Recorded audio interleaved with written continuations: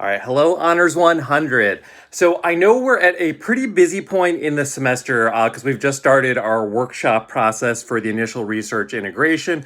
So for today's class, my intention is for it to be relatively low key. That's why there was no formal reading assignment for today. The idea with today's class is I just want to give us one more round of kind of practice with sort of an unconventional artifact of doing some work around brainstorming and kind of analyzing in ways that might feed your own process. For those of you who have already been up for the workshop process, already completed your initial research integration, this might help in looking ahead to the research argument essay. And for those of you who are still upcoming in that process and haven't done a lot of work on your research, or excuse me, your initial research integration, this might help you in scheming out some of what you want to do for that assignment.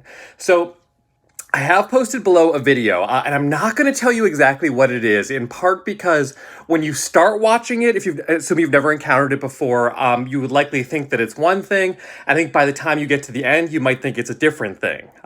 So what I'm going to suggest you do is, as we have done in class before, watch it once just to take it in, just sort of see what this thing is and what you make of it. And second time, watch it a little bit more purposefully. And of course, you're on your own time. You're welcome to watch it 3, 4, 5 times if you're so inclined. But the things I want you to think about, things I'll set up discussion threads around below. First of all, around just analyzing this artifact. So think about the rhetorical appeals we've talked about, logos, pathos, ethos, kairos. Think about patterns, think of moments of intensity. Think about what's the meaning of this video? What do we think it's trying to do? What do we think it represents? What are the major themes? What ultimately seems to be the purpose of the people who made this artifact? And then the other thread I'm going to set up is going to be around brainstorming research ideas. So imagine this was your artifact.